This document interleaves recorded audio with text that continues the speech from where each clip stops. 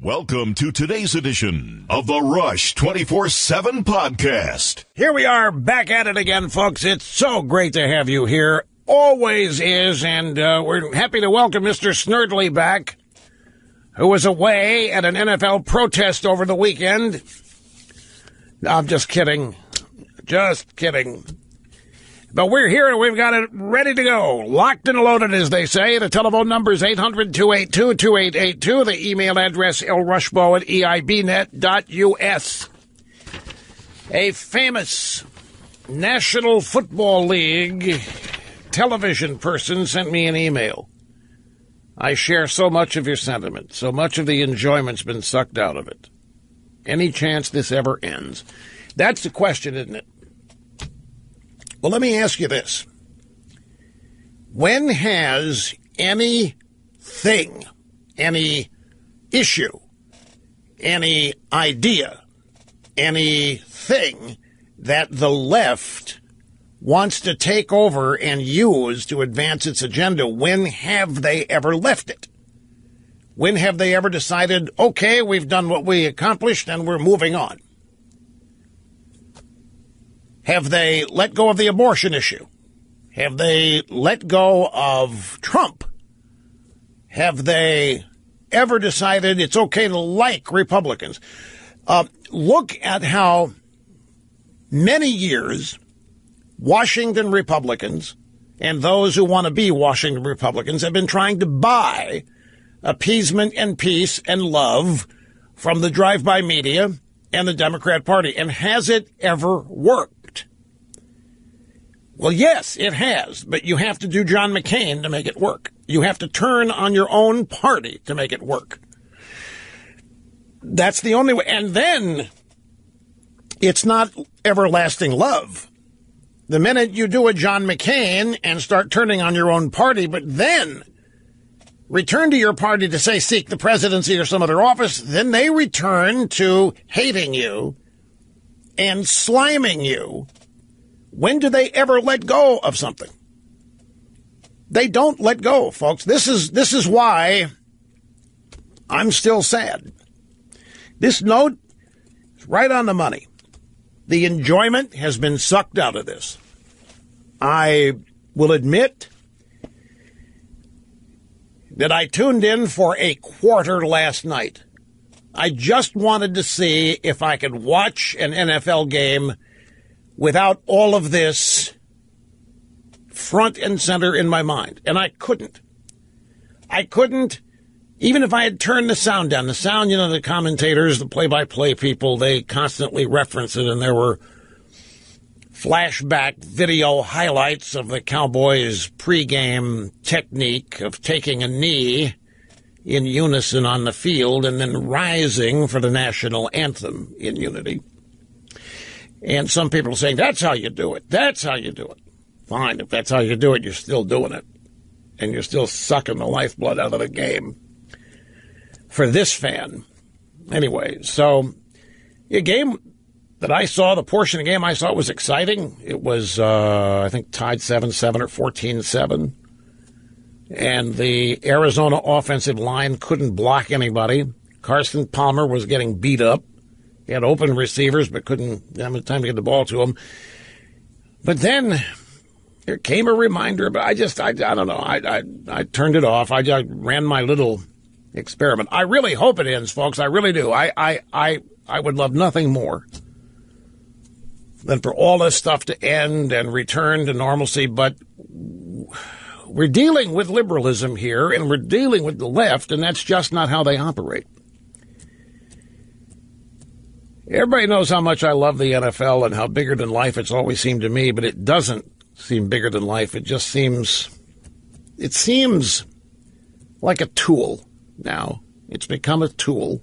I don't mean slang for fool. It has become something being used by the political forces of the left to advance their agenda, which is an anti-American agenda. And believe me, this is all about race.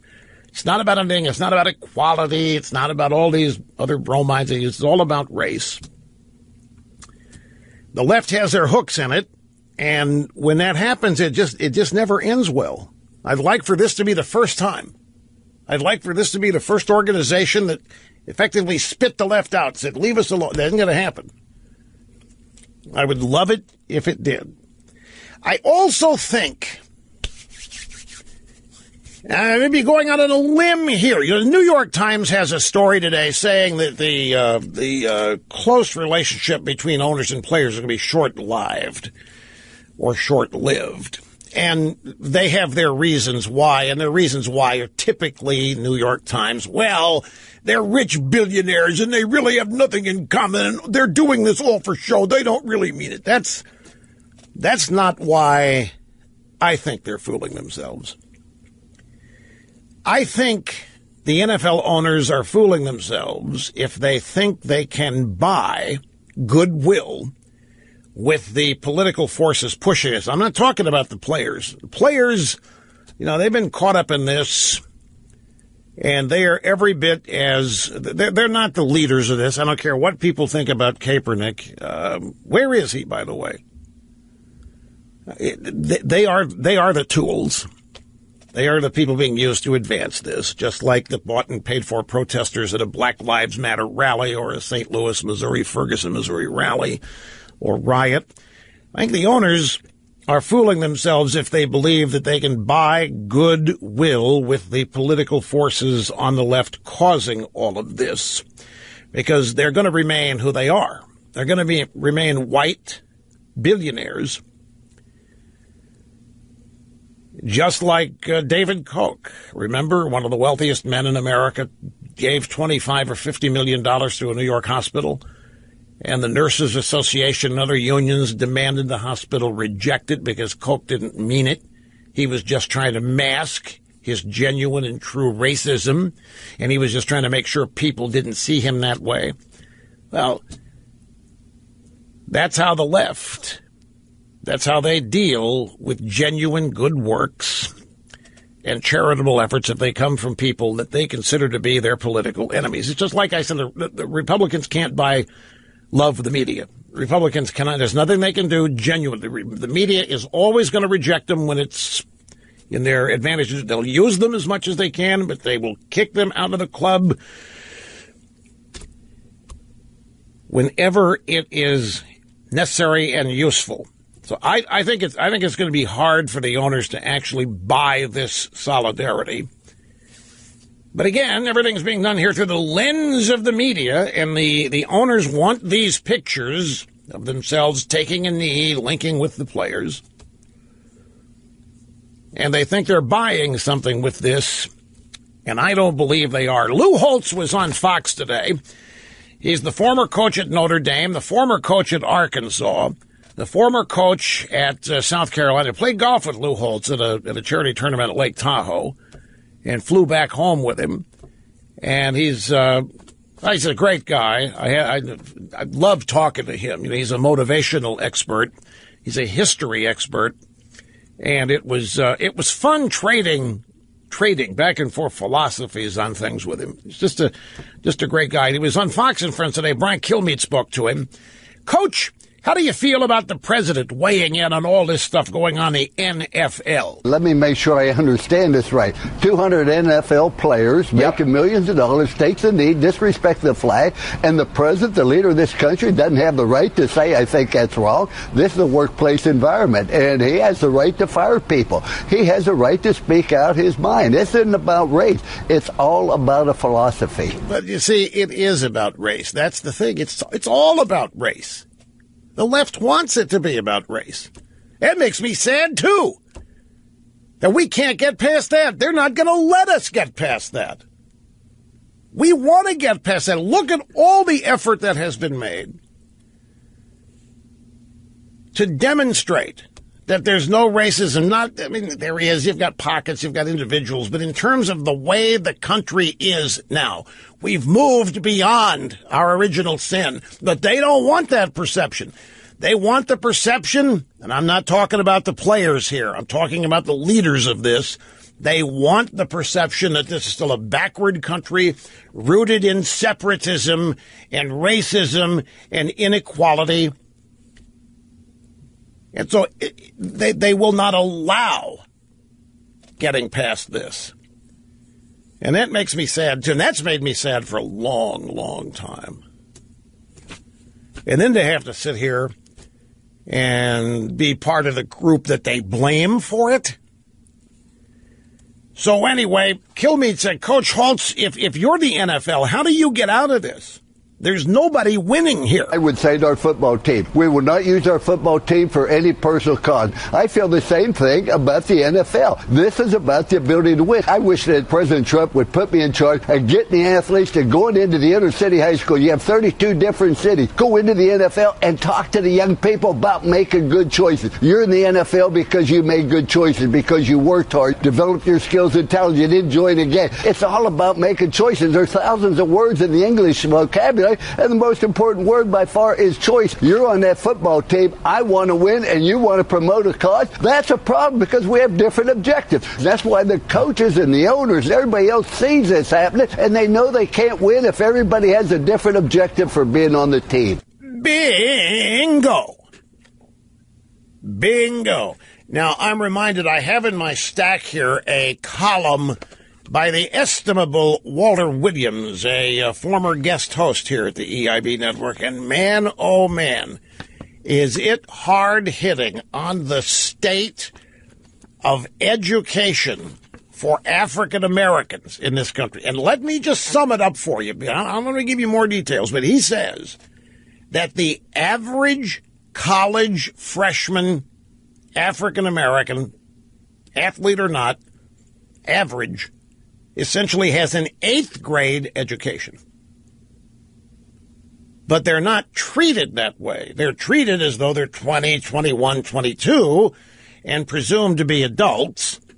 And he's dead serious about it. And he said the reason people are talking past each other is because our public education system is so bad that we have adults here. It's not just all African Americans, by the way. There's a lot of white people that are ill-educated in our public school system, but many of them in college, you can graduate from high school not being able to read your degree.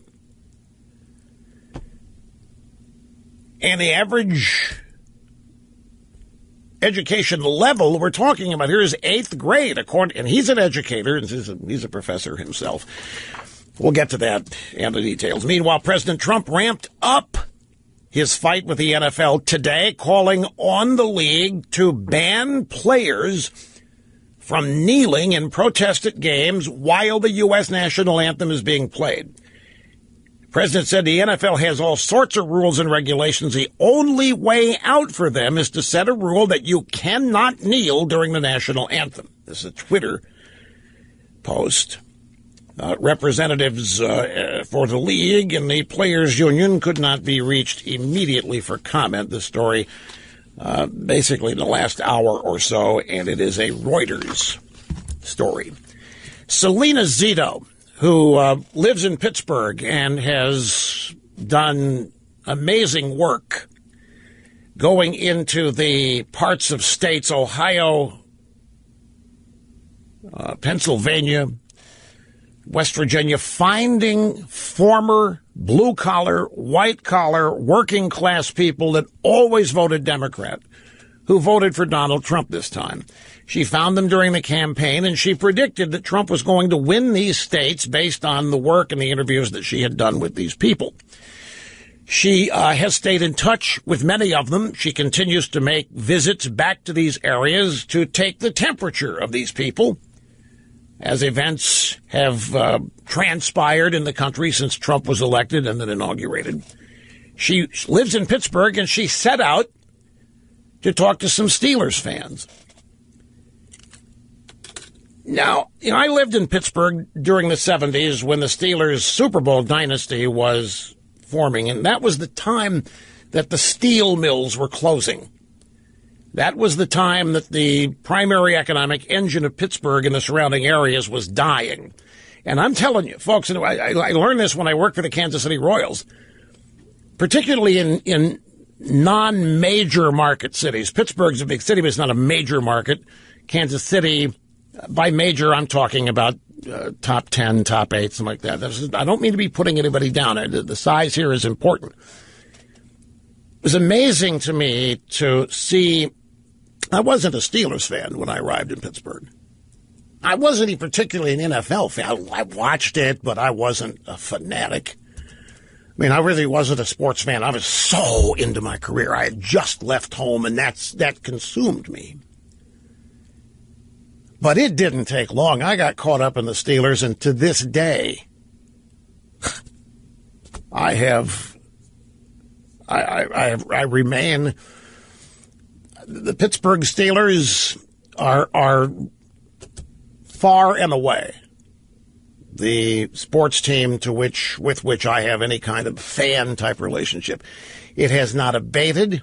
It has not disappointment when they lose, and it all happened in the 70s with that team. And that team, that organization, meant a crucial amount to the self-esteem of the city because the rest of the city was dying. It was fascinating. I wasn't aware of this at the time. I'm 22, 23, and I'm just getting into it.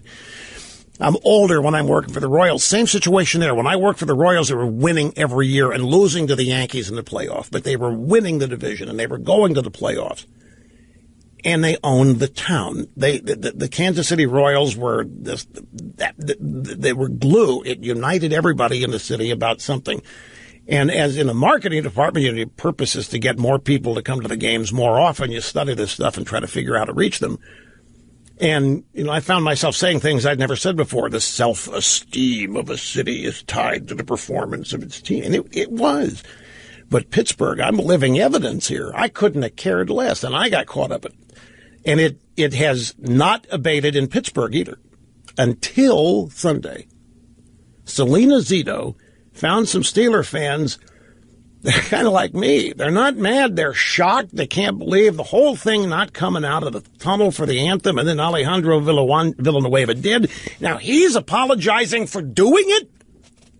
And people are scratching their heads. Well, this is backwards here.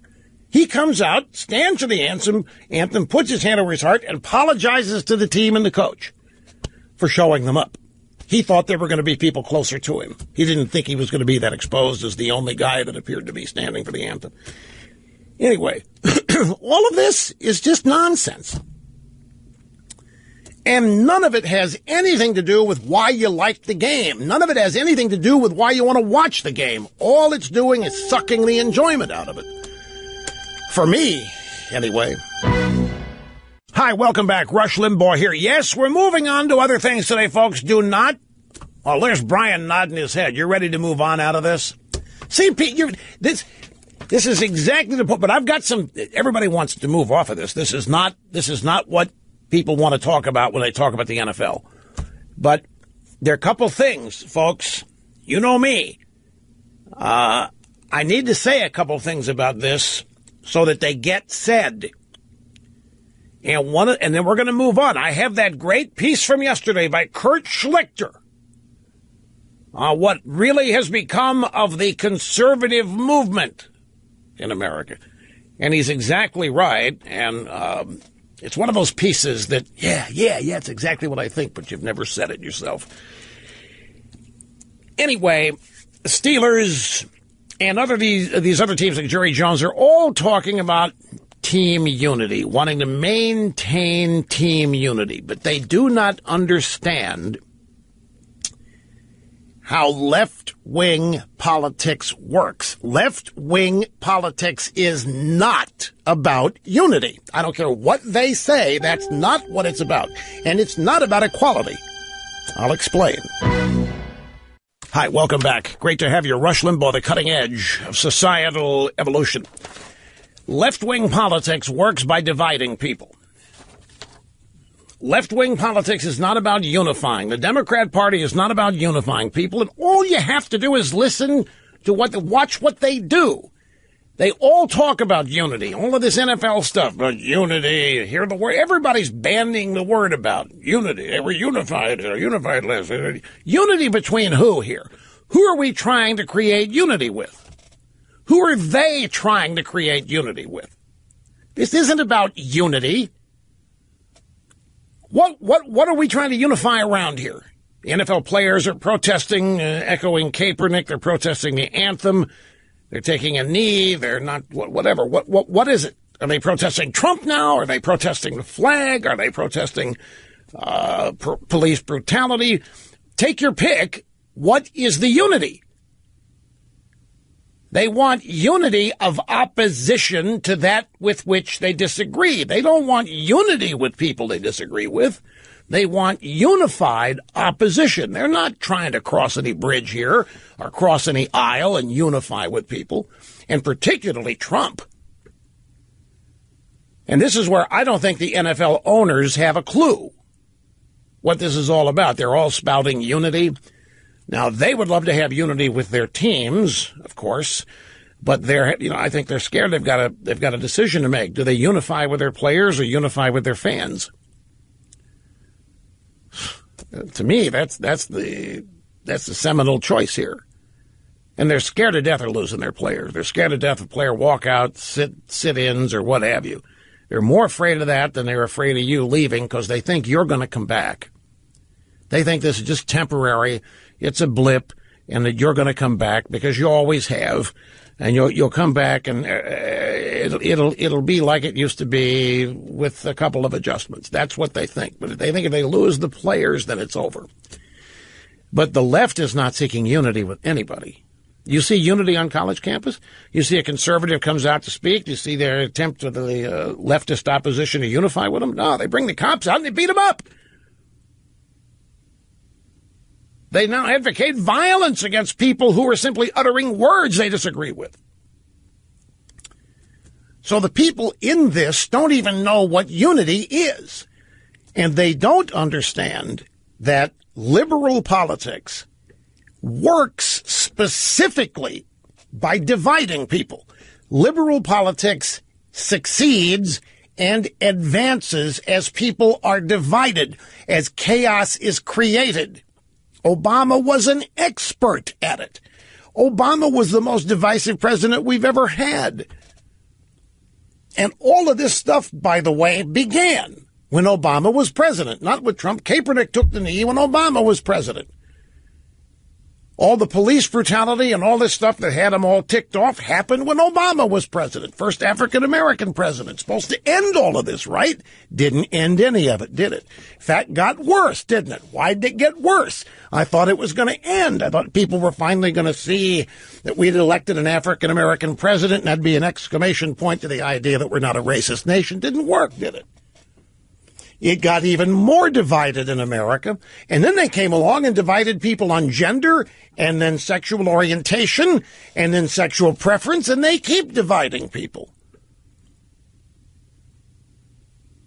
Do I think the NFL owners understand this? Maybe a couple, I'm guessing, just based on percentages. But on broad strokes, no. Does Goodell understand this? No. They're all caught up in the media presentation, the daily soap opera of this. Everybody's caught up in the grievance aspect of this.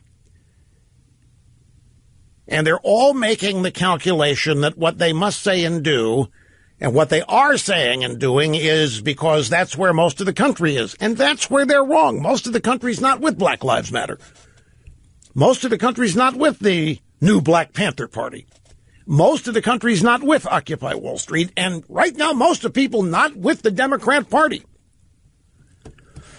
Not nationwide.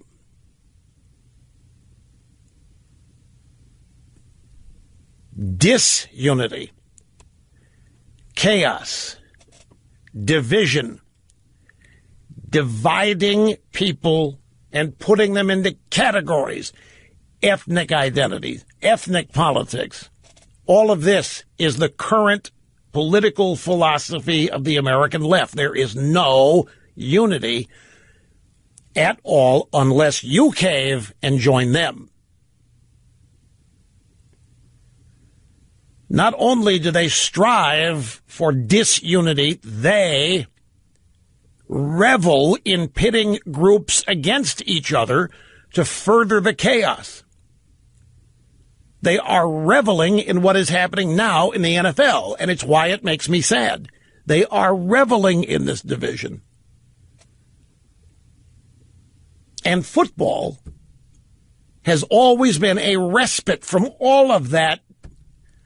And so has baseball been, and so has every other entertainment option. But you can't escape it going to the movies anymore. You can't escape it watching television anymore. And now you can't escape it watching the NFL anymore. And people are duly noting this. And I bet you, for a lot of people,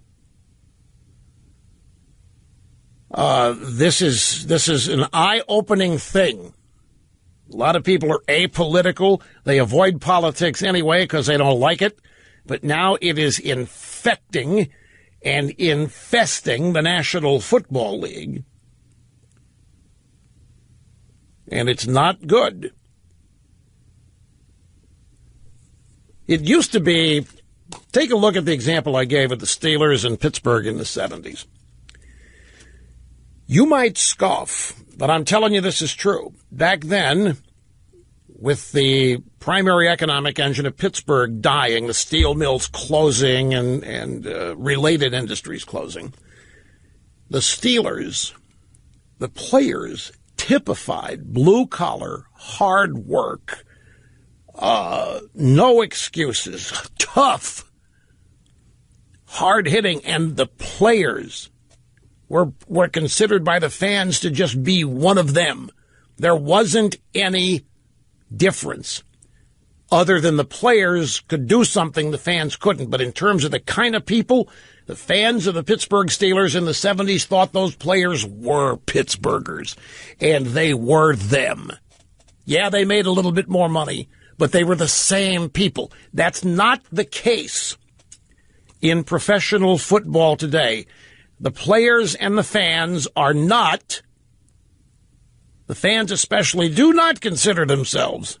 They do not consider the players to be one of them. I'll guarantee you, they don't. But it used to be that way. And so now politics is entered, and you got to pick a side. The owners have to pick a side. The fans have to pick a side. And we're not talking about picking a side to win the game. We're talking about pick a side politically.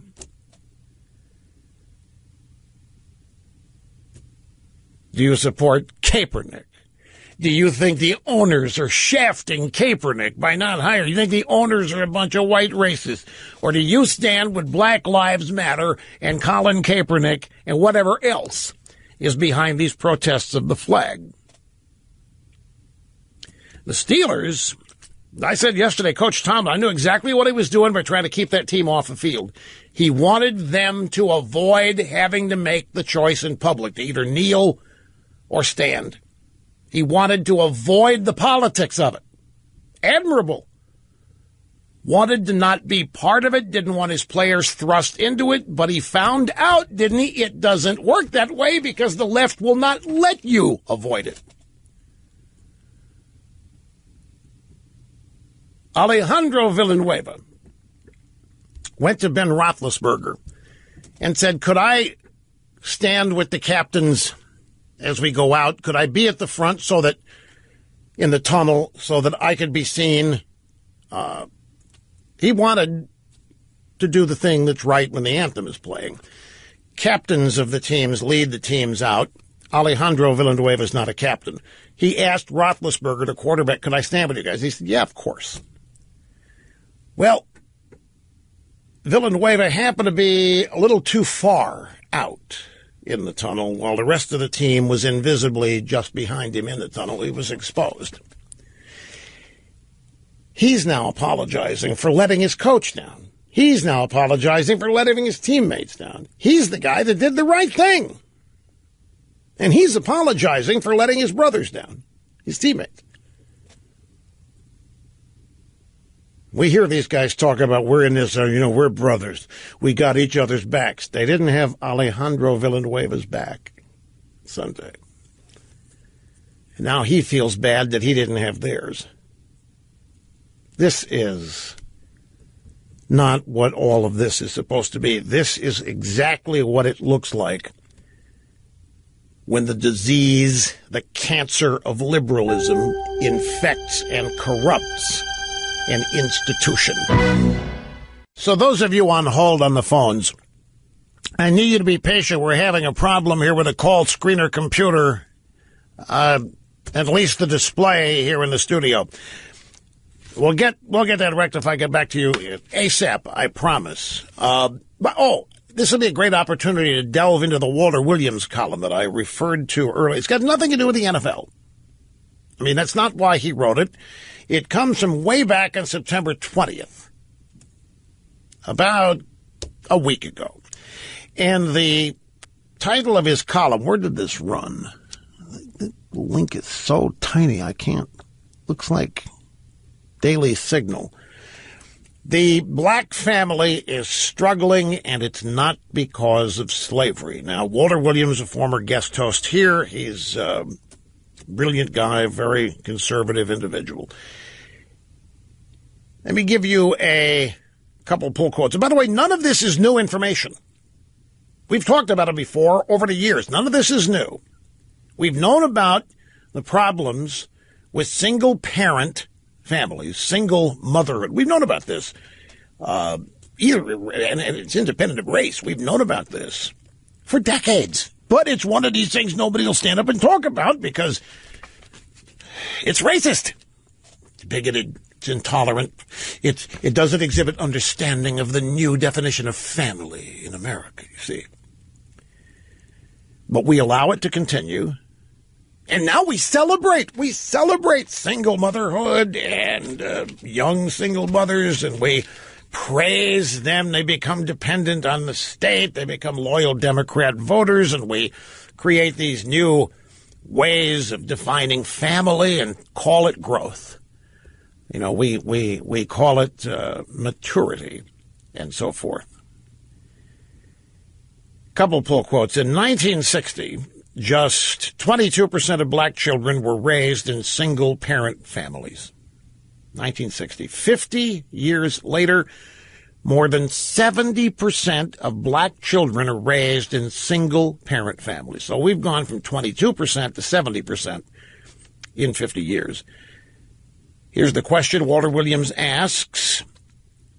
What is, or was the increase in single-parent black families after 1960 a legacy of slavery, or might it be a legacy of the welfare state ushered in by the war on poverty? Williams believes that the rise of single-parent families is directly attributable to the creation of the welfare state, the war on poverty. The government became the father.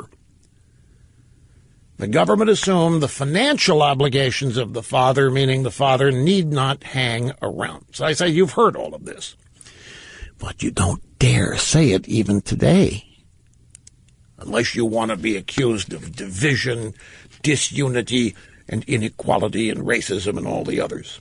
Another pull quote. Two-parent black families are rarely poor. Two-parent black families are rarely poor. Only 8% of black married families live in poverty. Among black families in which both the husband and wife work full-time, the poverty rate is under 5%. Poverty in black families headed by single women is 37%. The Democrat Party has targeted single mothers as a primary voting bloc. The Democrat Party has identified single mothers as a rising population cohort and has devised policies to reach them. The Democrat Party benefits from this, and they are the only ones who do. The problems of today's black Americans are a result of a legacy of slavery, racial discrimination, and poverty has achieved an axiomatic status thought to be self-evident and beyond question. This is what academics and civil rights establishments have taught, but there's little evidence to support it. Little evidence. And by the way, he's exactly right. All of these problems with single-parent, single mothers, African-American populations, they say that's a legacy of slavery. And, of course, People that don't know any better accept it and believe it, start feeling guilty about it, and then are easily swayed into believing that white privilege is the reason all this exists. And now these kids that believe that are in college, refusing to let people they disagree with speak. The number one problem among blacks is the effects stemming from a very weak family structure. The bottom line of his piece, as time begins to evaporate here, is this. It's the end of the piece. Then there's education. Many black 12th graders deal with scientific problems at the level of whites in the 6th grade. They write and do math about as well as white 7th and 8th graders. These are academic studies. This is not his opinion. This is research that has been performed and documented. All of this means that an employer hiring or a college admitting a typical black high school graduate is in effect hiring or admitting an 8th grader. And on that, take a break. Time has come. Back after this. Don't go away. Hey, Sturdley, did you hear what Louis Gohmert did? Louis Gohmert has urged Arizona to recall Senator John McCain amid his recent brain cancer diagnosis while criticizing McCain for going back on his campaign promise to repeal Obamacare. Louis Gohmert's... Respect, sir, you have brain cancer. You should... Louis Gohmert to John McCain. There's that. We've got... How about this headline? How did marriage become a mark of privilege? Wait till you hear what that's about. We got loaded stuff, folks. We'll be right back. That's all well and good. I don't know who they are. Greetings and welcome back, my friends. El Rushbo here on the cutting edge of societal evolution, meeting and surpassing all audience expectations every day. Even after 29 years. Emily, amazing. Phone number 800-282-2882. The email address lrushbo@eibnet.us. Republican Congressman Louis Gohmert of Texas. It's Texas. It isn't Texas. It's Texas. And it's even better if you're wearing a J.R. Ewing 10-gallon Stetson when you say it. Anyway, Louis Gohmert yesterday urged Arizona to recall Senator McCain amid his recent brain cancer diagnosis while criticizing McCain for going back on his 2016 campaign promise to repeal Obamacare. Gohmert was on Fox and Friends yesterday morning. He said, McCain's one of those that said, I will repeal. If he had said last year what he was going to do, he would have lost. If he would have told the people of Arizona that this is what he was going to do, he would have lost. And then Louis Gohmert said this, nothing inhibits recovery from cancer like stress. I think Arizona could help him and help us. Recall him, let him fight successfully this terrible cancer, and let's get someone in here who will keep the word he gave last year. McCain's office did not respond to Fox News' request for comment on Gohmert's remarks. And as per a Congressional Research Service report, the United States Constitution does not provide for nor authorize the recall of United States officers such as senators, representatives, or the president or vice president. They can be expelled by their colleagues, but not recalled by voters. So what Louis wanted, what Louis suggested, what Louis advised, can't be done. The Mueller investigation. I've had a couple of things. No. I'm not through with the NFL. I'm just mixing it up. We spent 2.5 hours in this NFL yesterday, and I've said what I have to say about it. But there's more I have to say about it. But I've gotten the crux of it. This whole thing's got to be demolished. Folks, this upstart movement here has got to be, like everything else on the left, it has to be defeated. There is no unity with it. There is no meeting halfway. That's not what they're about. They are about the division, disunity, and dividing people is precisely how the left and the Democrat Party advance. Now, it's not working for the Democrat Party. in terms of winning elections. But it is winning for the left in roiling our culture and depressing people and making it has its effects. And that's why they're going to keep doing it. Anyway,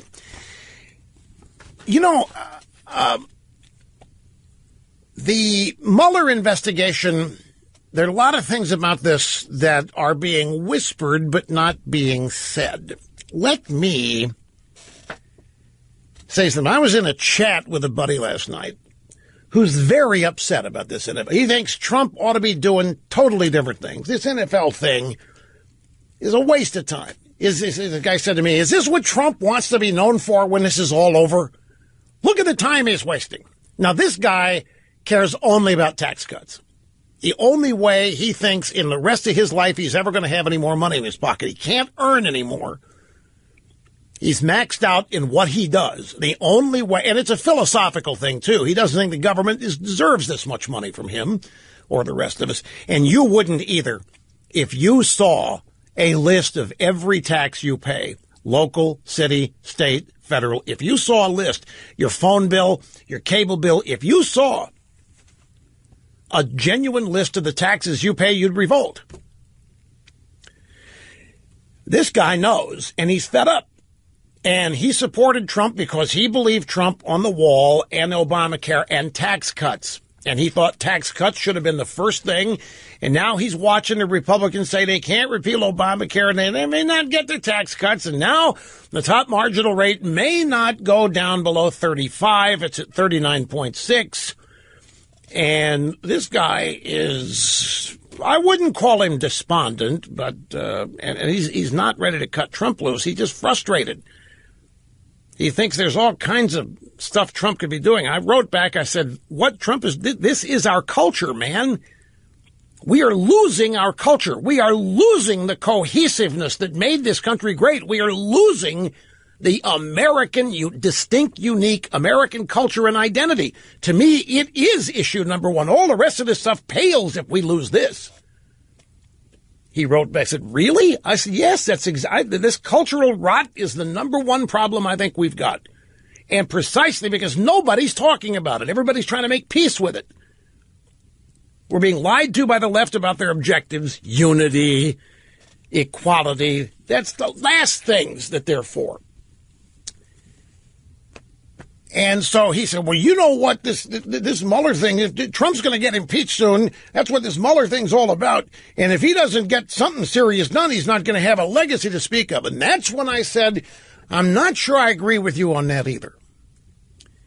And I said, don't forget something very, very important here. And that is Donald Trump runs the Department of Justice. He said, what do you mean by that? I said, Donald Trump runs the Department of Justice. Now, let's look at the Mueller investigation. I have a story here. It's a Gateway Pundit. Headline, Mueller investigation desperate as more information about Obama's illegal spying is uncovered. Do you realize what's happening here? The Mueller investigation keeps hiring people, and they can't find a crime. There wasn't a Trump crime that got the special counsel going. Remember, we've talked about this. The special counsel regulation, law, whatever it is, specifies that the attorney general or acting attorney general has to have an underlying crime for which a special counsel to pursue. Well, this doesn't have that. They have nothing but allegations of collusion with the Russians based on a phony dossier put together with Democrat operatives working with the Russians. You know, the Golden Showers dossier. There's nothing in it that's true, and it forms the basis of the Mueller investigation. It formed the basis of the Obama effort to get Trump investigated in the first place. There's nothing there. And Mueller hasn't found it. What's to be found, though, there was election rigging. It happened in the Democrat Party. There were crimes that Hillary Clinton committed with her email server. An election was rigged, and it has been documented, and it can be proven. And it happened on the Democrat side.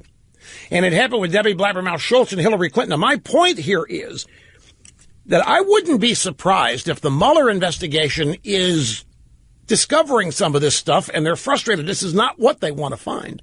They can't find any Trump crimes, is what I'm hearing.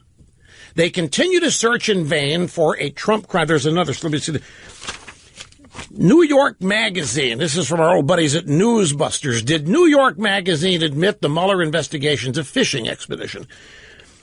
And yesterday's New York Magazine had what's the date of this? So yeah, it's yesterday's, the day before. New York Magazine had the best summary of the state of the Trump-Russia collusion investigation by Mueller yet written. It was contained in a single paragraph, buried deep in an article with no other surprises. So you would have to look for this. Yet, despite having to wade through material which basically tells us what we already know about the investigation, that one paragraph is so stunning in its revelation amid an otherwise routine summary of what Mueller is up to that it hits the reader like a hard slap across the face. Now, before revealing that paragraph, New York Magazine correspondent Christian Farias, and he may pronounce it Farias, I don't know, reminds us that it is quite extraordinary that a private citizen, Paul Manafort, was secretly surveilled twice via FISA warrants. FISA warrants are for international terrorists, criminals, foreign agents. But the New York Magazine guy says it is quite extraordinary that a private citizen secretly surveilled twice by FISA warrants. It is stunning. It confirms that Trump was fairly close to being right when he claimed that his wires in Trump Tower were tapped. Now, the writer at the New York Magazine also lets us know that it would probably be wise for other possible targets of the Mueller investigation to go get lawyers, even if they've got nothing to hide, which is also true. Now, here's the paragraph. Now, the reason I mention this, even a New York Magazine writer reveals this is really odd. 2 FISA warrants on a private citizen that had surveillance operations going on at the residence building of Donald Trump. That's kind of odd. Then this is the revelatory paragraph. One individual who is familiar with an aspect of the Mueller inquiry but asked not to be named told New York Magazine that unlike other federal probes that he's seen in action, where prosecutors build their cases from clear allegations, this one feels different. This is a backward investigation, the individual said. You don't have a crime. So an individual familiar with the Mueller inquiry told New York Magazine there isn't a crime now. Not at the beginning. There isn't a crime now. They haven't found a crime.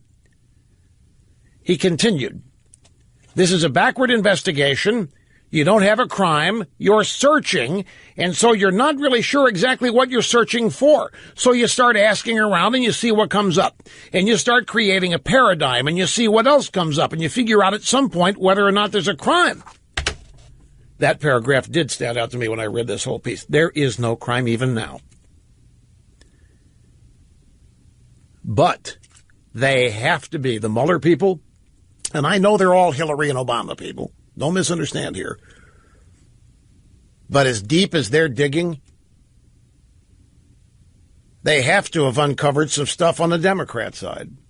I remember some people theorized this might actually happen when this all got started, that there isn't any crime, there isn't any collusion with Trump and Russia and all this, but there is a whole bunch of shady stuff that happened on the Democrat side, and you start pulling back the covers, you're going to find it. So what do they do if they find it? Trump runs the Department of Justice. He can be told anything he wants about what's going on there. So I told my buddy last night, don't give up the ship yet. It's entirely possible this thing's going to end up the exact opposite of the way you've been led to believe, that Trump's going to be impeached. And they still want to do that. But what if the evidence produced actually points fingers at Democrats? So I said, don't give up the ship yet. And the guy won't, but he's disappointed. He thinks this NFL stuff is, and he's a media guy, so he sees everything through the lens of the media, and he thinks this NFL stuff is way beneath what Trump ought to be doing. Trump ought not be wasting time on it. I disagree. I think it's cultural and it's relevant and it's important. And I also, there's a theory going around. See what you think of this. Theory going around, the real reason Trump's doing this is, by the way, it's not that he's mad at the NFL because they wouldn't let him buy a team. He used to own the New Jersey Generals U.S. Football League. That was a football league that competed with the NFL back in the 80s. They played in the springtime. And he owned the New Jersey Generals, and his star player was Herschel Walker. Well, he wanted to get into the NFL, then they said no. But when the Buffalo Bills were sold to the Pagulas, Terry and Kim Pagula, Trump made a bid, and he was rejected. And a lot of people think that Trump is like a child, and that when these guys, these powerful owners that he wishes he was one of, rejected him, he said, oh yeah. This happened, by the way, before Trump was president, obviously. I don't think it's that. Although, Trump, it could be. I don't think it's that. What do you think of this? What do you think that Trump is engaging in various things to really cement the support of his base in the event there are impeachment charges? Remember, the media has been doing everything it can to separate Trump supporters from Trump, and they'll fail every time because they had nothing to do with creating that bond. They can't break it. Only Trump can. What if Trump knows his audience? He knows what he said about the NFL is going to be very well received by a significant number of NFL fans. He knows that his supporters are going to be echoing it and supporting it. No problem. What if he's trying to buy impeachment insurance, for lack of a better term? What if this is all about Trump really just continuing to build and hold that bond he has with his supporters? But Rush, that wouldn't matter in impeachment. Your public support doesn't matter. Oh, yes, it does. You impeach somebody with positive approval numbers. Look what they tried to do to Clinton. It didn't work. It does matter. It does matter because everybody involved in it's going to have to run for re-election themselves down the road. And if they go after somebody with universal popularity or majority approval, could come back and backfire on them. I'm convinced that's why Lindsey Graham is who he is today. He was one of the House managers that ran the impeachment proceedings against Clinton. And there's some others. And they felt very embarrassed about it, and they took it on the chin because the Senate never seriously pursued it. Okay, break time. We'll see if the phones will hold up. It's not the phones. It's my display here. We'll see if it holds up. We'll get to the phones when we come back. Don't go away. Okay, going to go to the phones. We have Sean in Palm Beach Gardens. Great to have you, Sean. How are you doing? Hi, Rush. Thank you for taking my call. You bet. Well, I am so disgusted at these NFL football players like most of America right now. I can't see straight. And I just like to make a couple of points. First of all, Tim Tebow was fined for praying. Okay? So he's fined for praying. And we have Villanueva that does the right thing. He earned a bronze medal, served 3 tours of duty in Afghanistan. And Coach Tomlin, says he should have been part of the team. And so now we have Villanueva backtracking. And you know what I see? I see that we have racism in the other direction. I think we have Coach Tomlin, an African American, who looks at this man and says, you know what? You are showing respect for the flag. It's the flag. It has nothing to do with the president. It's the American flag. And what he's saying is, you know what? I've been behind the scenes. He's saying, if you ever want to play on this team again, if you ever want to actually make a play again, guess what, buddy? You better say what you did was a mistake and that you meant to be with the rest of the team. Because I know how it works. I have been around football. When I was in my younger days, I knew the football players of a national championship team. And you know what? These guys, both black and white and Hispanic, they all get away with practically murder, okay? And it's white men that are putting up the money that have literally said to the schools, you know what? Even though he doesn't make the cut. Hey, now, wait. Hang on just a second. I'm running out of time. I don't mean to be rude. I'm going to respond to you after the break here at the bottom. I don't think Tomlin wants Villanueva to disrespect the flag. I don't think that's what that's about. I will explain what I think that's about. Now, I'm very nervous when you use the word murder. Even though I know you're using an expression of speech here, but nobody's been murdered yet, and nobody's getting away with it. And I want to be, when this issue comes up, it's already charged enough, without putting a cherry on top of it or a cherry bomb on top of it. But as to what you're saying, I've got a story that pretty much makes your point. So I'm going to end up making you look good here, Sean, and I want you to think about something to hold you through the break, okay? Can you hold on? Okay, I can. Would you like a new iPhone 8 or new iPhone 8 Plus? Sure. Good. Don't sound so excited. We'll take a break and be back. Don't hang up, Sean. Be right back after this. Okay, we're back, and we have Sean in Palm Beach Gardens, Florida. Tell me, are you aware of the new iPhone 8? Do you know anything about it? I am. So, yes, I am actually excited. I'm sorry I didn't sound excited. Thank you so much. Oh, that's okay. More, but I love you even more. I know you were stunned beyond belief, and you were right. practically frozen into expressionlessness. You came out of nowhere. But do you know about the new iPhone 8s? No, I don't. I've only heard about the weird one where you need your face, and I don't even want that one. Well, then you don't have to get it, because I've got a brand new iPhone 8 or 8 Plus for you. They come in 3 colors: gold, space gray, black, and silver. And the silver is so gorgeous it's almost white. Now, there are 2 sizes, 4.7-inch screen or 5.5-inch screen. Which one do you want? I'll go with the 5. 5. And what color? Do you have a preference? I'll go with gold. You go with gold. Okay, make a note in there. Now, I have this story. You got to get your address, and don't hang up, Mr. Snerdley. It's a FedEx address. We don't use the mail here because we don't get delivery. I thought you wanted me to do it on the air. I'm like, I don't know about that. No. After we no. We don't. No. It'll work with any carrier you have. It doesn't have a SIM card in it, so you can take it to any AT&T, Sprint, Verizon, T-Mobile, whatever, and get it activated. Thanks very much, Sean. Now, here is the story. She said that the players are getting away with murder. What she meant by that is they're never disciplined. But they are. They're fined. This is one of the great contradictions. The coaches, when the Kaepernick stuff started, the coaches also, I can't tell. These are grown men. I can't tell these boys what to do. I can't say you shouldn't do that. I can't say you shouldn't do I'm not that. But, Mr. Coach, you do it all the time. You demand they show up at a certain time of day for practice. If they're not there, you fine them. You demand they show up at a pregame meal at a specific time so you know they're out of bed and ready to play. And if they're not there, you fine them. You got all kinds of behavioral codes.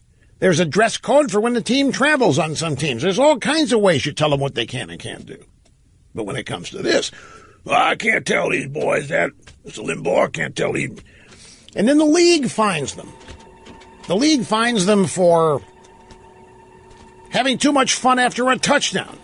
The league fines them for any too hard a hit. The league fines and suspends them, for putting too much air in the football. They do all kinds of things.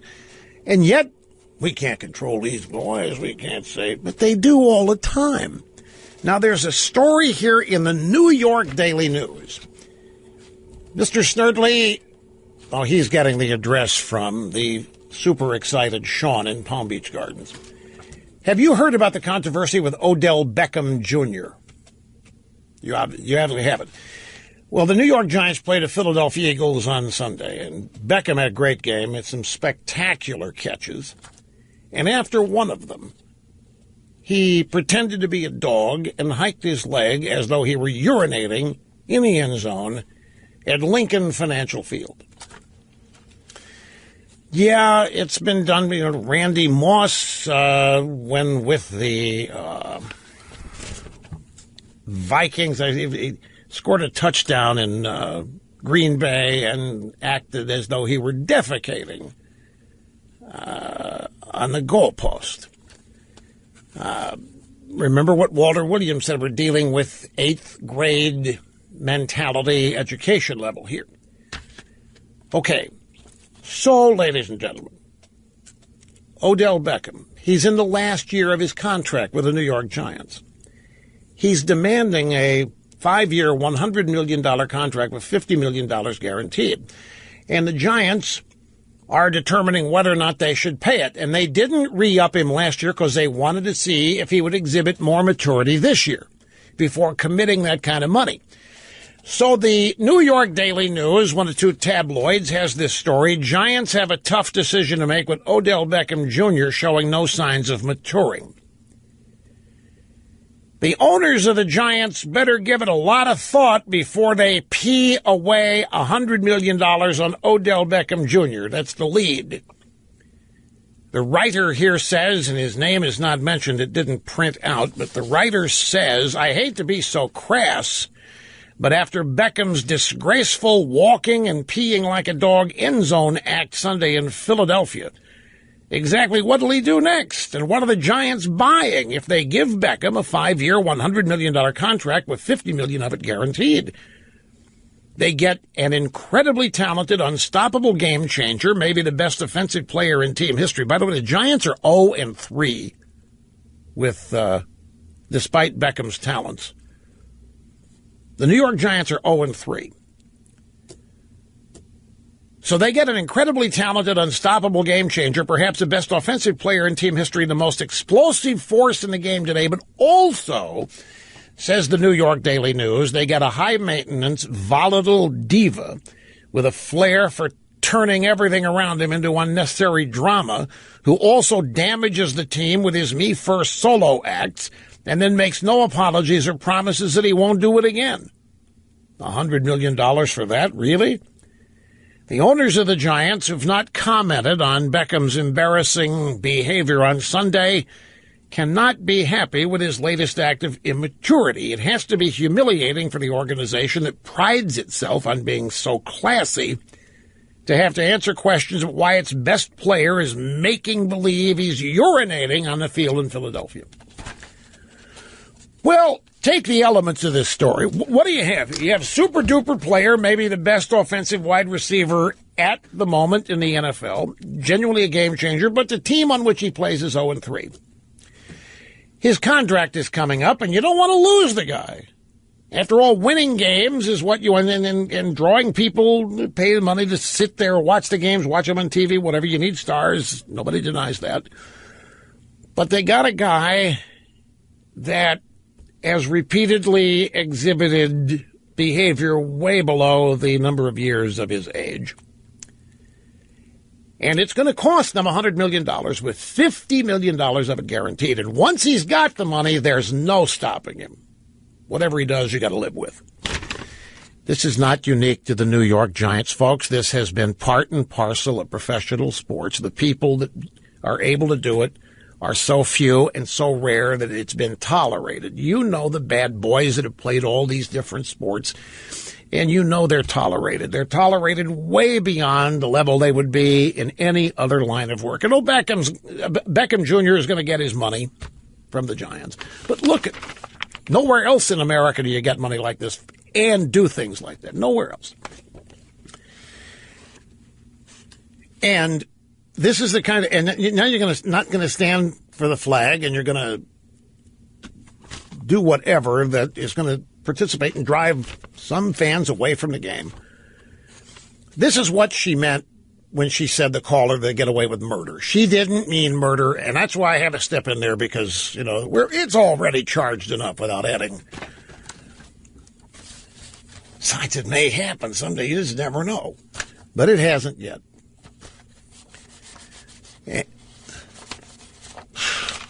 Well, no, that was off the field, and that's still not. At any rate, you see, my friends, what do? They're gonna show it in the money. You imagine them not paying it. But I think it's really, really relevant that they are 0-3. They're 0-3. Mm-hmm. Well, that's if the broadcast money shrinks away, that's going to be a while. Because what else is going to replace the NFL is always going to be, this is the thing, what is there to replace it? Even with if the ratings, and by the way, last night's game was up on ESPN. The Monday night games are up. The Sunday night game was down again. Overall, the ratings are down. Last night's game was up. In fact, Monday Night Football is the only thing that's up this year. But even with their ratings dropping, they're still the most watched thing on TV. What's going to replace it? On Sunday afternoon, Sunday night, Monday, what's going to replace it? Nothing. It's still going to be, that money from the networks is going to flow one way or the other, and in certain amounts one way or the other. So that's why the Beckham story, this is what she's talking about. They get away with things that, and by the way, when there is a sense of entitlement after you get away with stuff like this, why stop it? By the way, I'm on the highlight roll on ESPN. Everybody for 2 days saw that thing I did in the end zone. They love it. Absolutely love it. I got to take a break. More phone calls coming up after this. Don't go away. Back to the phones. Mark in Fort Worth, Texas. Great to have you. How you doing, sir? I'm great. Rush, Christmas came early this year for me. I've been a listener for 29 years. This is the first time I've gotten through to you. This is the best. Well, thank you, sir. I appreciate that. You're welcome. Hey, I have a possible solution to this whole thing with NFL. I saw LeBron James this morning on TV, and he's going to be even more vocal and use his platform. Okay, I need you to please slow down a little bit so I can keep up with you. Okay, I'm sorry. Yeah, so LeBron James was on TV this morning, and he's going to say that he's going to use his platform to speak out further about these issues. And, of course, he's been a big proponent for the Black Lives Matter. So I'm suggesting as a possible solution, and use your platform to challenge LeBron James to lead the way. Sell his mansion in Brentwood, move his family to his old neighborhood in Cleveland, build a home there, move there, invest in his neighborhood, invest in businesses to create jobs, invest in low-income housing, even offer free housing, maybe invest in some schools, put his children in school in his old neighborhood. And, I know he recently became married as well, so set an example and give back to his community. And then lead the way, and then encourage other athletes to do the same and to pour money back into their old neighborhoods, because they make this money, but he's spending his money in Brentwood these days. Well, this is something that I have always avoided for professional and programming purposes. I do not engage in personal feuds or challenges or causes like cutting up your credit cards and sending them to Exxon. I don't know that LeBron James doesn't spend some of his money on his neighborhood in Ohio. I don't know. I'm not going to assume that he doesn't just because he lives in Brentwood. And to challenge LeBron James to do something, it's just not my style. I don't think it's effective. It might make a great media show, but it's not the way I choose to go about these kinds of things. I don't look at LeBron James as somebody's mind I can change. I'm not going to change LeBron James's mind. Like Scalia told me once, he's not going to change Stephen Breyer's mind on anything. He doesn't even try. And I wouldn't waste my time trying to, but the same people who listen to LeBron James might listen to me or vice versa. And he's now put himself in the arena of ideas, which is where I live every day. He's gone from the basketball court to the arena of ideas. And so I just choose to deal with this in a different way. My target has always been what I call the audience, the people, the population. I don't waste my time challenging Al Gore or Tom Steyer or Leonardo DiCaprio or any of these people because it's showbiz, and half, if not more, of what they're doing is showbiz. And they really don't know what they're talking about anyway half the time. They're engaged in emotional appeals. And you remember when Boko Haram first kidnapped whatever number of girls it was, 300. What was the country? I'm having a mental block. What country in Africa did it happen? Doesn't matter. Okay, let's just call it Nigeria. It could have been Namibia. Could be Nivea. Could be Trump. Whatever Trump calls it is what we'll call it. Well, he got the name of an African country wrong the other day, and the media just went nuts with it. He called Nambia Namibia or something like that. I forget what. Lambda Namibia. But let's say it's Nigeria. Here's what happened. So, 300 girls got kidnapped by a bunch of terrorists. And what was the U.S. reaction? Michelle Obama cut a video that then showed up on Twitter and Facebook, and she was holding a sign, "Bring back our girls." Twitter hashtag, "Bring back our girls." What did old El Rushbo do? Pointed out the folly. What are we going to do now? We expect the Boko Haram terrorists to see the hashtag, "Bring back our girls," and start quaking in fear and return them? And then I said, obviously Michelle Obama is engaged in something other than getting the girls back here. Well, the reaction to that ranged from, "Have you no heart? Are you so cold-hearted and cruel that you have no soul? Are you so putrid that you..." Because I had dealt with something not emotionally. I had challenged an emotional play. All it was doing was making the people doing the hashtag feel better. They weren't accomplishing a single thing except making themselves feel like they were involved and making them feel like they mattered and making them feel like they were making a difference. They weren't making a difference. They weren't involved, and what they were doing didn't matter. And in pointing that out, I was scorched by doomcoffs who had not the ability to understand that what they were doing was meaningless and, in fact, was probably being laughed at by the very terrorists who had kidnapped the girls.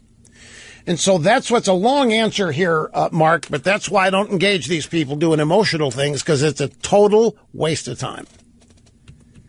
All that's going to happen is that you upset the very delicate emotional place they've created for themselves, where they think they're doing God's work.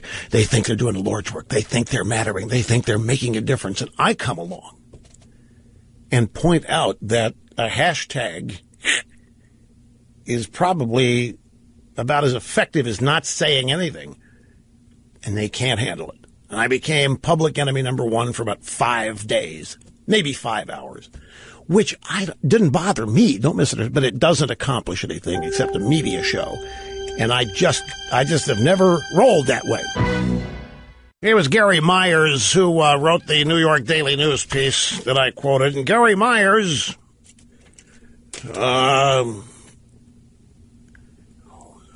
well, let's just say proud Obama supporter. And he still took Odell Beckham Jr. to task for imitating a dog urinating in the end zone in Philadelphia. The Philadelphia fans probably understood it, maybe even enjoyed it. Well, this is not going to make my buddy happy. Just had a news alert here from the Wall Street Journal. Republican tax plan to allow for top individual rate above 35%. It's right now 39.6. And when my buddy learned that it might be lowered to 35, he was Well, it was okay, but it was not what he was expecting. It's not what he thought Trump was going to do. Now when he finds this out, it's not going to be pretty. I'm going to hear about it. Republican tax. I haven't anything to do with it, but I'm going to hear about it. A Wall Street Journal news alert: Republican tax plan being released tomorrow will open the door to a top individual tax rate that is higher than the 35% that's been in previous plans, according to people familiar with the discussions. I need to remind all of you in the 35% or the 39.6% bracket that this is what populism is. Vast majority of people aren't anywhere near that 39.6 rate. More than you think, but not a majority. Tax cuts for the rich are not populism. They are conservatism, but they are not populism. Populism, you fire your shotgun, try to hit the majority of people no matter where they are, no matter what they think. The root of the word is popular. And if a majority of people want a wall, you say you're for a wall, and you're a populist, whether you're a conservative or a liberal. And that's what populism. So populism is for cutting everybody else's tax cut, but the rich have got to pay their fair share. Now, obviously, that's a liberal view. It's a liberal way of looking at things. But it also happens to be the populist way. Supposedly, I mean, given the mindset of the American people now. I'm going to find out more about this as the week unfolds. This is just an example. The Republican Party, they just could be doing so much. They could be scoring so well. They could be just running the table. They could be setting themselves up for power for a generation. And they are not doing it. And it's just sitting there. It's sitting right in front of them. All they have to do is grab it. Anyway, great to have you with us, folks. 800-282-2882 is the email. The email is the phone number. The email address is lrushbo@eibnet.us. Little NFL update. Don't have any names here, but some players, I'm told, I'm going to have to check this out myself, but some players now, various little vignettes and stories and sound bites are saying that they respect the flag and they have nothing against the cops, and that's not what they're protesting. I said, what? Some are now saying that they respect the flag, they have nothing against the cops, but that's not what Kaepernick said when all of this got started. It was specifically about the cops. It was specifically about the flag. It was specifically, I can't stand and honor a symbol of a country that treats people of color the way it does. Now, all of a sudden, some, and I got to get some names, some are saying, no, we're not taking the knee to oppose the flag, and we're not taking the knee to oppose. What? Now, if this is, I don't know how many this is. This is a flash note I got here that I haven't had a chance to track back myself. So I have to say, if this is accurate, then I would have to say that the pressure is being felt by the players. Trump's not backing down, is he? Trump isn't, but Trump doubled down today in Twitter. So let me get a little bit more information about that. That's just enough to titillate you with, but I can't take it to the bank.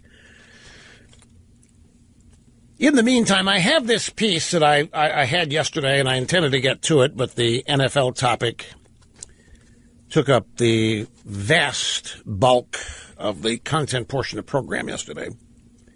This is Kurt Schlichter at Town Hall. And the title of his piece, Conservative Inc., is being replaced by us militant normals. Let me tell you what this column is about. The conservative movement, quote unquote, it's always been thought of to be a specific certain thing with membership of specific identifiable individuals. And it was always thought that there was unity within the conservative movement because conservatism is a set of principles and core beliefs and values. And if you ascribe to them, you're a conservative. And if you don't, you're not. Well, that isn't the case anymore. Conservatism has been butchered. It has been redefined as people seeking to lead the movement wish to define it. Conservatism has become exclusionary. In other words, some of the big-time leaders of the so-called conservative movement, and I mean in their minds, the leaders, have decided to say that certain people aren't conservatives, even though you might think they are, and certain people are. And one of the litmus tests was Trump. At first, it was impossible for any real conservative to support Trump. And if you did, then you were betraying conservatism and you were betraying everybody who believed in you as a conservative. There was widespread fear, disgust, and anger over Trump because Trump became as popular as conservatives really want to be.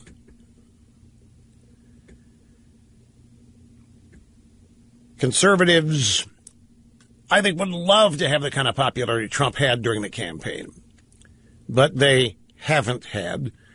Reagan did, but there are few beyond Reagan that have, but many of them have sought it. Trump came along and appropriated some of the conservative agenda, and not all of it. And parts of the conservative agenda that he appropriated, the leaders of the conservative movement thought that Trump butchered, and they felt very, very frightened and scared that Trump was going to ruin conservatism by redefining it as populism. And that many people were going to end up thinking they were conservative when they really, really weren't, when they really, really were populists. And so the leaders of conservatism, and these are self-anointed people, by the way.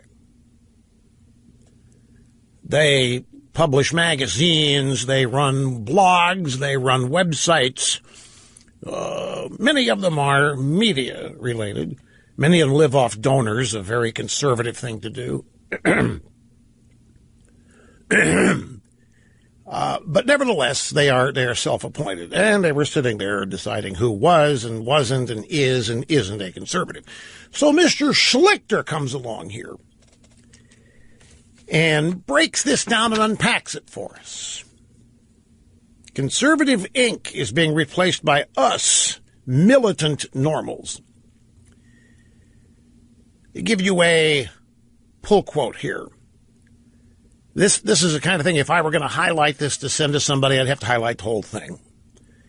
But nevertheless, here's a pull quote. Who are the normals? The Americans who built this country and defended it. When you eat, it's because a normal grew the food and another normal trucked it to you.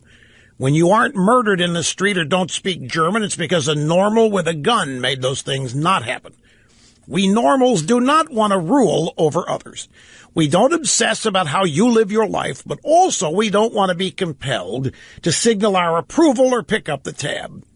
We are every color and creed, though when someone who is incidentally a member of some other group aligns with normals, he, she loses that identity.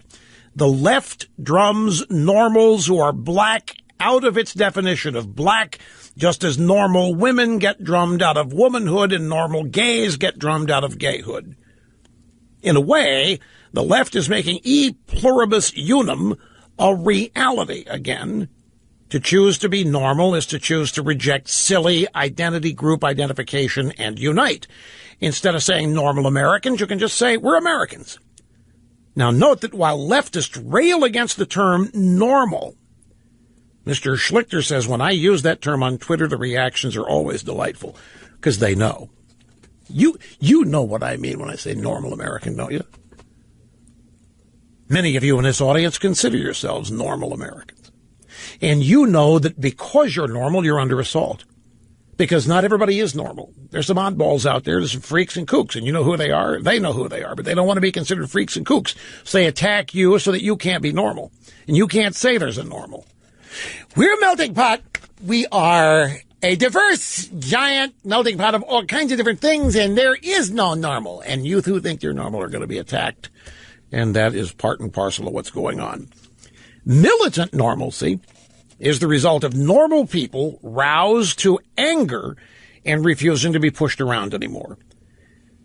Mr. Schlichter writes, we prefer a free society based on personal liberty and mutual respect, but if you leftists veto that option, that leaves us either a society where you rule and oppress us or one where we hold the power. So let me break this down both for the left and for their fussy Frida-Kahn enablers. You don't get to win.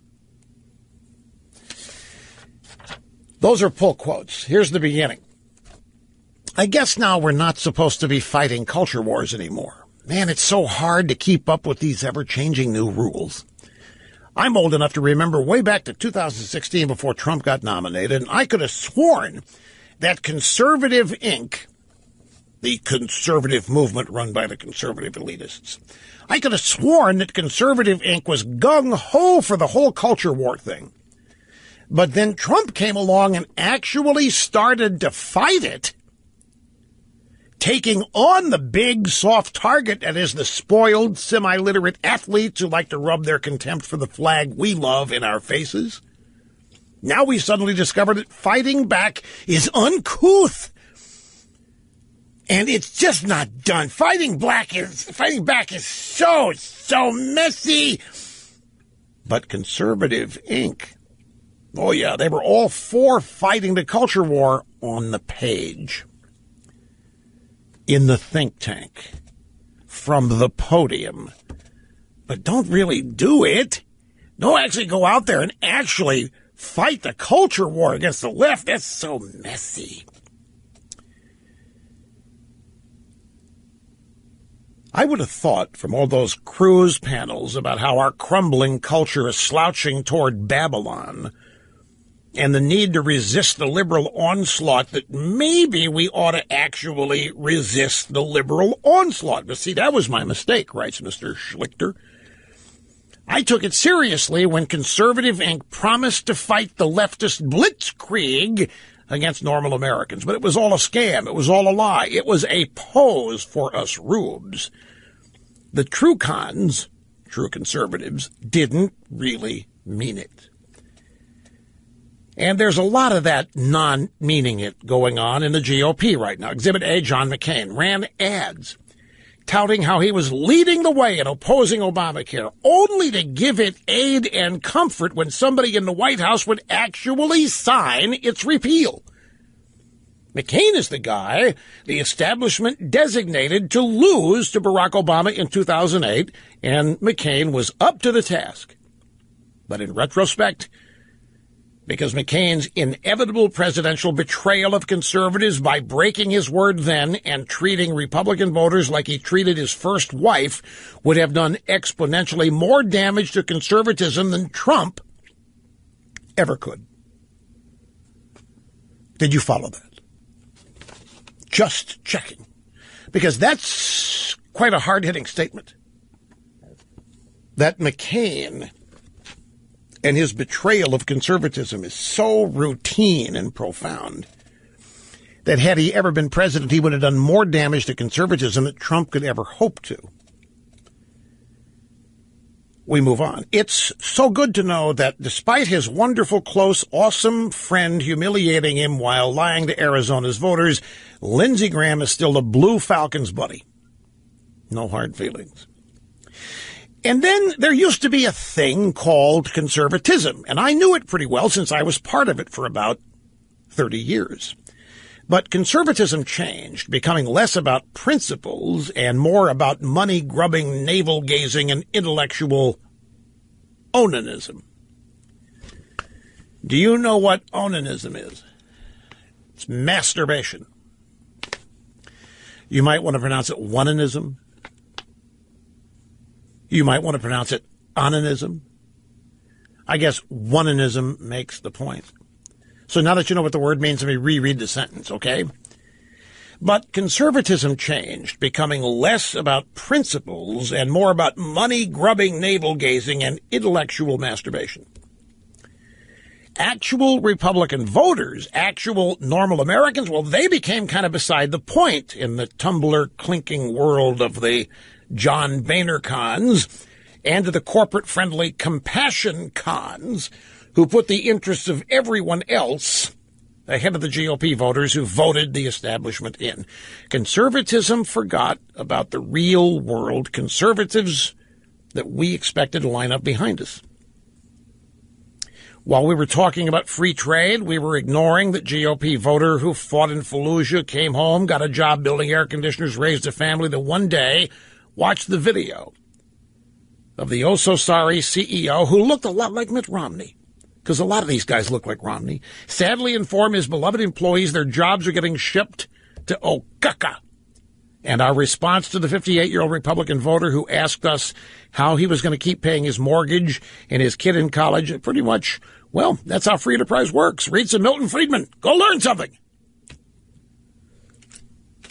I got to take a break here, but you get the gist of it. This is it's an unveiled attack on the phoniness and the pretentiousness of what Mr. Schlichter thinks is the conservative movement. Conservative Inc. They write, they speak, they talk, but when it comes time to doing, you can't tell them apart from the others in the establishment.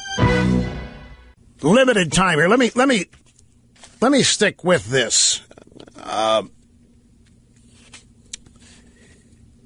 Because it goes on, it prints on to like 3 or 4 pages. Conservatism forgot about the real world conservatives we expected to line up behind us. While we were talking about free trade, we were ignoring the GOP voter who fought in Fallujah, came home, got a job building air conditioners, raised a family, that one day watched the video of the oh-so-sorry CEO sadly informing his beloved employees their jobs are getting shipped to Okaka.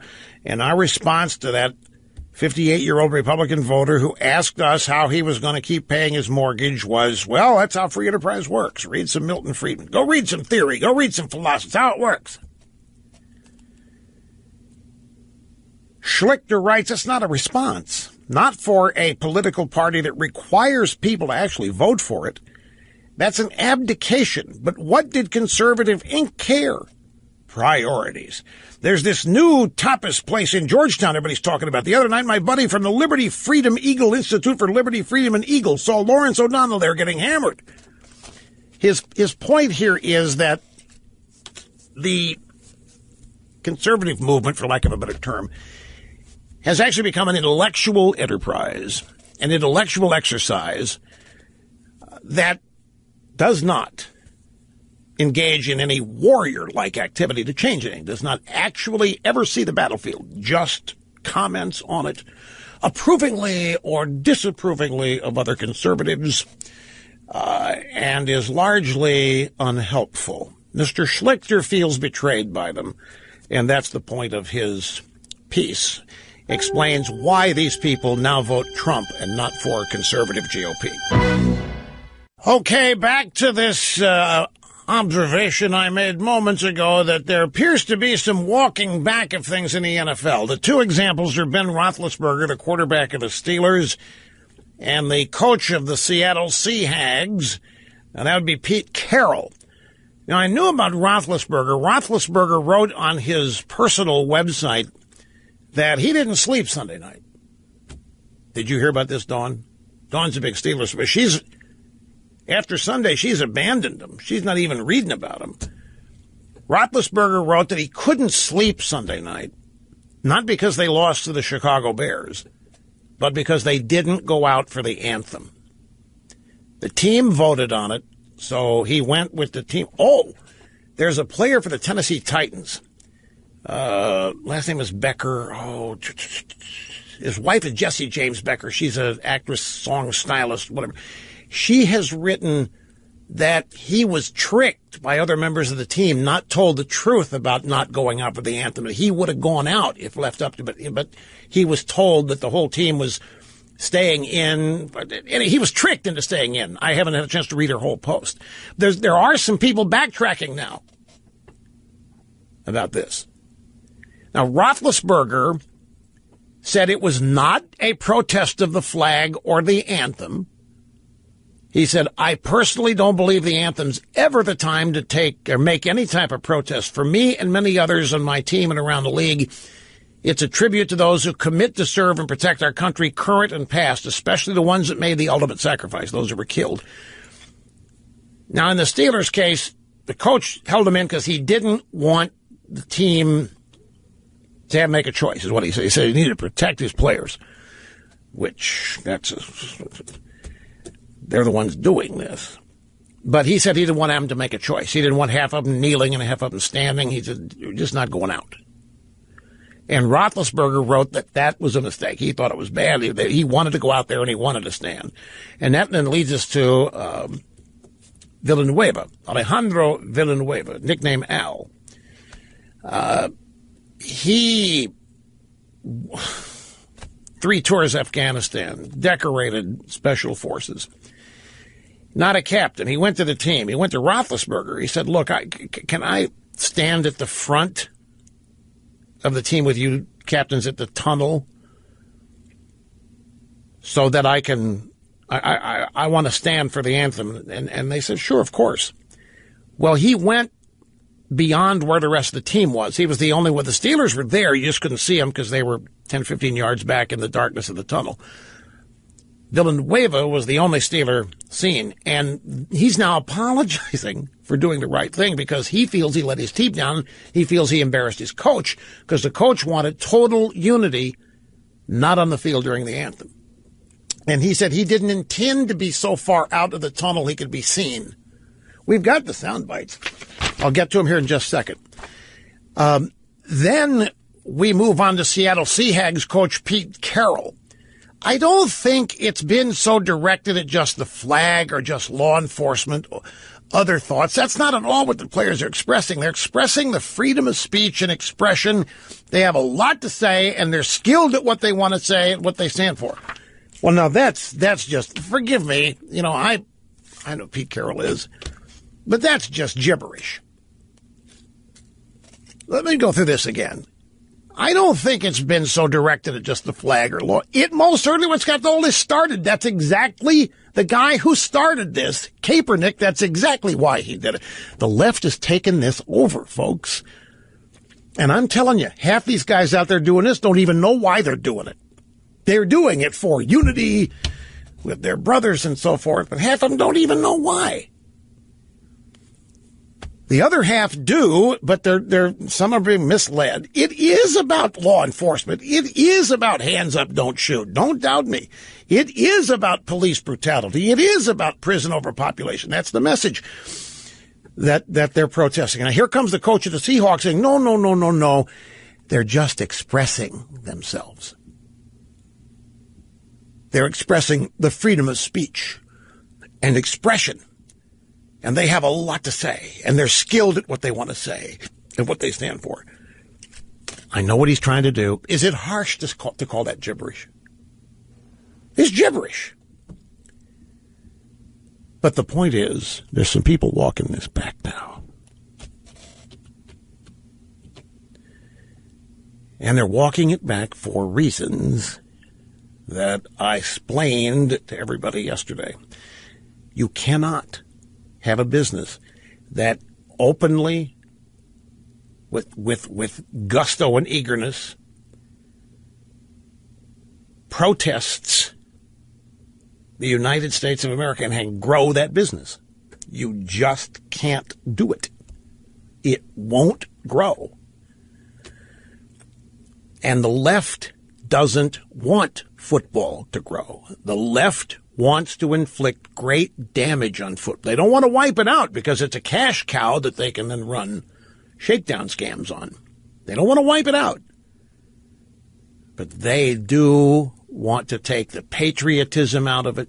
They want to take the love of country out of it. And this is right up the left's, right up their alley. Got guys protesting the flag and making it look like America's still a slave state. That's right up the left's alley. And there's no unity here. There's no unity resulting from this, despite the flowery lingo. Here's Alejandro Villanueva yesterday in Pittsburgh Steelers practice facility. He held a press conference to apologize for standing for the national anthem Sunday in Chicago against DeBurse. When everybody sees an image of me standing by myself, everybody thinks that the team and the Steelers are not behind me, and that's absolutely wrong. It's quite the opposite. The entire team would have been out there with me. I've made Coach Tomlin look bad, and that is my fault, and that is my fault only. I've made my teammates look bad, and that is my fault only. And I made the Steelers also look bad, and that is my fault and my fault only. So unwillingly, I have made a mistake. I've talked to my teammates about the situation. You know, folks, let me tell you something. I got a message from George Brett last night. And you know what it was? His message says, "Boy, have things really changed." And it was a video of Rick Monday saving the flag from an anti-America protester at Dodger Stadium I think it was at Dodger Stadium in Los Angeles. Rick Monday became an overnight national hero like Villanueva was on Sunday because he saved the American flag. He ran out there and he picked it up and saved the flag, and he was heralded and he was loved. We've gone from that to an entire country celebrating Rick Monday saving the flag to a thrice decorated Special Forces Army man in Afghanistan apologizing for standing up to the national anthem. No, I don't know if anybody asked him to go out and say this. There's no way we could know. Oh, I don't know. Since this morning, maybe somebody's delved into it. I just take him at his word. There's one more from Villanueva. Reporter question, you have one of the highest selling jerseys. People are treating you as a hero. You stood up. What would you say to people that are trying to put you up there on that pedestal? It's completely wrong. And every single time, I see that picture of me standing by myself, I feel embarrassed to a degree because, again, like I said, unintentionally I left my teammates behind. It wasn't me stepping forward. I never planned to boycott the plan that the Steelers came up with. I just thought that there was to be some middle ground where I could stay in the tunnel. Nobody would see me. Anybody who thinks that Coach Tomlin is not as patriotic as you can get in America, or any one of my teammates or the owner, I take offense to that. And so that's kind of how I feel when I see myself standing alone in the national anthem. So he said that he saw the video of him standing alone and he felt embarrassed to a degree. Look, I understand this Alejandro Villanueva is a humble person. You can tell this even if you don't know him. But because of his experience in the United States Army Special Forces, those are humble people. They do not stand out. Normally, Special Forces operation, you won't know who pulled the trigger unless one of the Special Forces guys wants to go and get a Fox News, says he did it. But normally they don't do that. And I'm sure he did feel embarrassed because he was afraid it would look like he was thumbing his nose at what the official team stance was. He wanted to do both. He wanted to stand for himself at attention for the flag, but in the tunnel. And the fact that he was the only one seen, he's worried that his teammates are going to think he was one-upping them and going outside the plan. I can understand. Well, he's snurdly saying, don't sell us on Tomlin being so patriotic and so forth. He's the ultimate team guy, Snurdly. He's a Special Forces guy. I understand what he's doing here. Now, you might think he's just making it all up and saying it to maybe smooth the waters for him because he think he might be in trouble having shown the team up, because that's, I'm sure, what he thought it looked like. He's taking one for the team, and Roethlisberger, I think, came as the quarterback, is got Villanueva's back, in a way, by saying, I wish we were out there. Anyway, hang on, folks. We got more coming right back. Just got an email from a talk show host friend of mine in Pittsburgh, Rose Tennant, and apparently Art Rooney II has posted a statement on the Steelers' website explaining that they didn't take the field in Chicago because they didn't want to make a political statement. So, wait a minute now. Rose replied to him, and she sent me what her reply is. She said, Dear Mr. Rooney, taking the field and standing for the anthem is how you avoid making a political statement. Standing for the anthem is not a political statement. And we refuse to have it turned into one by those who are actually making a political statement by not doing it. She is exactly right about this. The left creates the false choice, and they equate the patriotic choice with a political statement. Standing for the flag is a sign of respect. It's not tied to politics. Somebody stands for the flag and the anthem. You don't know if they're Democrat, Republican. You don't know what they are. She's exactly right. It is not a political statement. The thing to do is to stand for the anthem like they've always done in the recent past, at least. It has not always been done, by the way. I mean, it wasn't that long ago. The anthem was not even televised. It was a commercial break that happened, but the players were still out there standing because the league wanted that to happen. But now, celebrating America, standing up for America, celebrating the flag, the left calls that a political statement that needs to be. And her point, Mr. Rooney, it's not political to stand for the flag. That's how you avoid politics. She's dead on right. Another tweet from a friend. This avalanche of NFL jersey sales for Alejandro Villanueva happened to be for a player with an avalanche of vowels in his name. He is Hispanic. So I guess racist America is looking past this fact and making his jersey number one. Yes, because America is so racist, it is making Alejandro Villanueva's jersey the number one seller in America right now. I love these because they just ram it right down the throats of these leftists who are corrupting everything they touch. There's no mistake about it. You know, I've got a couple of people on hold here I just don't have time for. Diarrhea of the mouth today. And I humbly apologize. Mr. Snerdley, get their numbers, ask we can call them back. All three of you, I promise, will be asked if you would like a new iPhone 8 or iPhone 8 Plus. Don't think you're missing out. Because I do these on random days, not random calls. We'll be back. Don't go away. My friends, that's it. We sadly are out of busy broadcast moments for today. Did you get all those numbers as people call them? Okay, all right, good. Man, this is like a hell week. There hasn't been a moment to even catch a breath. But we'll be back here tomorrow, folks. Thank you so much, as always, for being with us. And we'll see you soon. You have been great. Great listeners. And both callers were pretty good today, too.